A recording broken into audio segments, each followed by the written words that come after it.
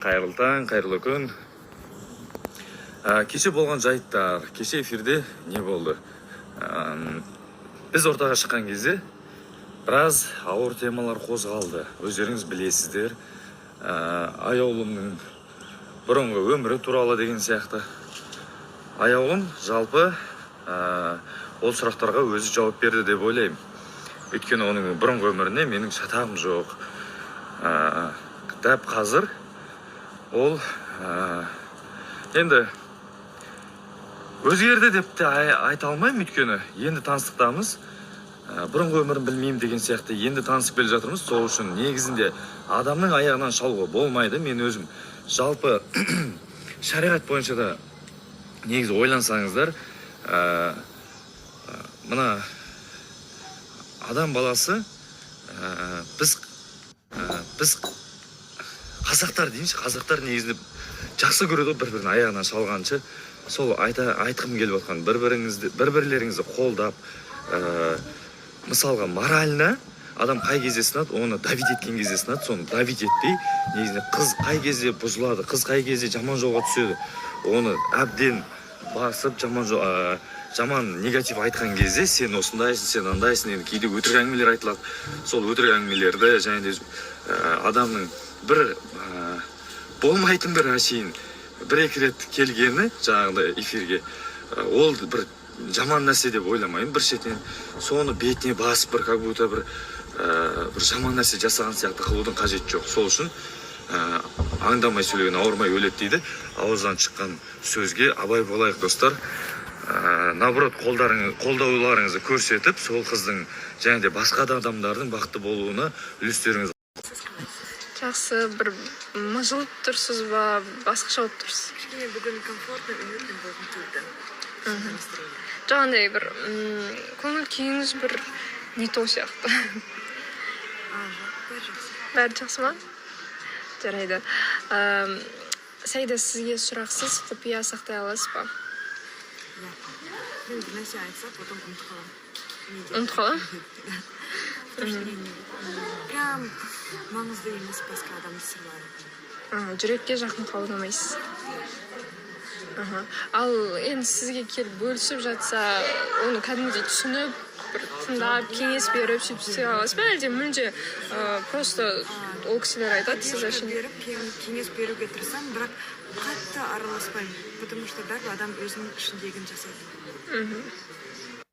Сандуғаш, қалайсыз? Жақсы, рахмет, өздеріңіз қалайсыздар? Жақсы. Сандуғаш, сіз құпия сақтай аласыз ба? Иә, өте жақсы құпия сақтай аламын. Ал адамдарға сізбен сөйлескен, жалпы сіз бар жерде отқан комфортно деп ойлайсыз ба?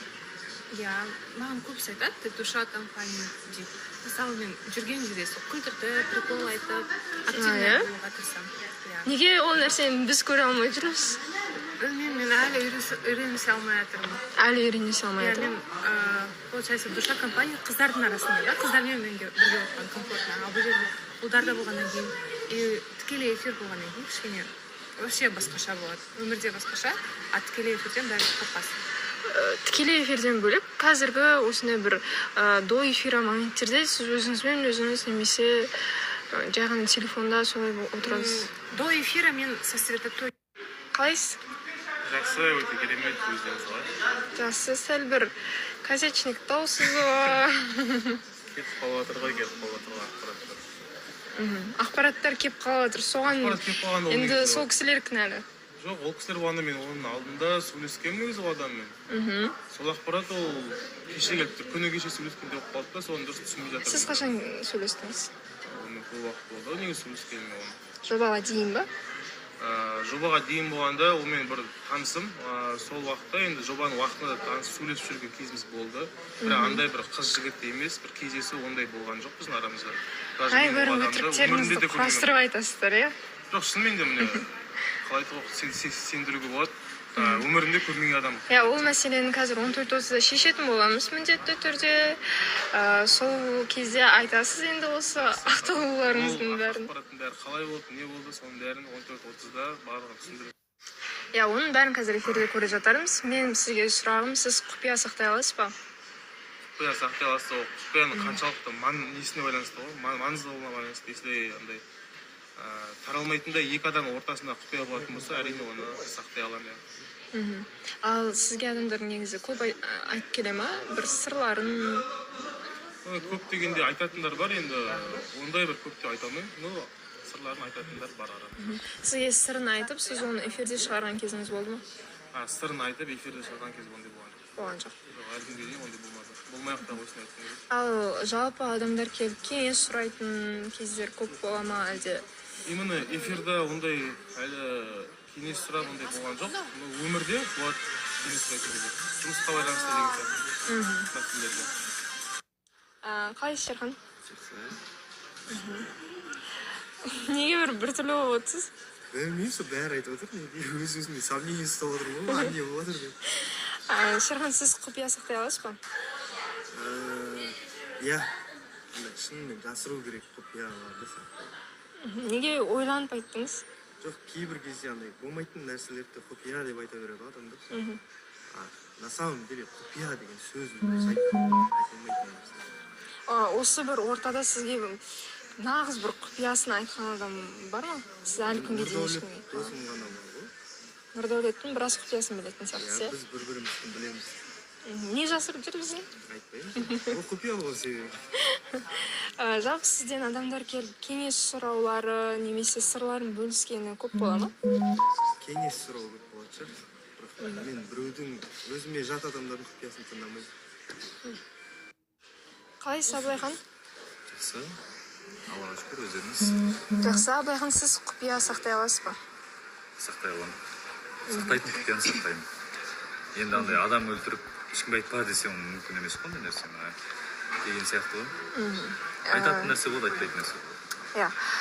Ал жалпы адамдар келіп сырларын немесе құпияларын кеңес сұрайтын кездер көп бола ма? Менен ба? Иә. Өте көп болады мындай звондапта деген сияқты, как психолог ретінде обращаться ететін адамдар да бар да, өзінің поддержка күтетін. Ондай кезде қолынан келіп жатса. Жақсы. Кеше енді бір түрлі жағдайға қалдыңыз енді қайттан. Ондай нелерге үйреніп қалып уже бар ғой. Алдында да бір ситуация болды, кеше анау болды. Бірақ мен уверенмін ғой, что мен емес екенімде. Точно сіз емес? Мен емес. Железно деп айтайын. Қазір телефоныңызды алып тексерсек қалай болады? Смело. Ғалымжан, сіз құпия сақтай аласыз ба? Иә, сақтаймын негізі. Ал өзіңізге біреуге ашылу қиын ба, әлде оңайлықпен өзіңіздің де құпияларыңызды айта аласыз ба? Негізі ашылуым қиындау, мен бірінші адамға сену қиын ғой қазір. Сәл ұзақ процесстен кейін уже мен құпиямды айта аламын, если ол адам сенімді болса. Бірақ мен құпия сақтай аламын. Сіздің құпияңызды осы эфирде ашып қойған жандар болған ба еді? Менің ба? Жоқ, өткенде ешкім айтқан жоқпын. Демек, бар бір айтатын нәрселер. Өмір. Қалайсыз, Жанерке? Жақсы. Бүгін не деген образ болып тұр, но? Обычно мен образым шындай ғой, только қосылақта біраз скромная болып жүремін. Негізі осындаймын дейсіз ғой? Осындай келемін, иә. Өз қалпыңызға келіп жатсыз, жайлап. По чуть-чуть. Күшті болып тұрсыз. Перзат, сіз құпия сақтай аласыз ба? Иә, сақтаймын. Жақын адамдардың құпияларыны всегда сақтаймын. Жақын емес адамдарыңыз шығар. Жақын емес адамдар маған құпия айтпайды ғой. Жалпы негізі андай бір бола ма, сіздің ашуыңызға біреу тисе, құпиясын айтып қоюыңыз деген сияқты. Жоқ, мен андай адам емеспін. Если прям очень сильно задену, айтышым мүмкін, бірақ я стараюсь не говорить, потому что ал адам маған өз сөзін аманат қылып айтты ғой. Сол үшін ешкімнің сырын айтпайсыз. Айтпаймын, әлек етпесін, айтпаймын.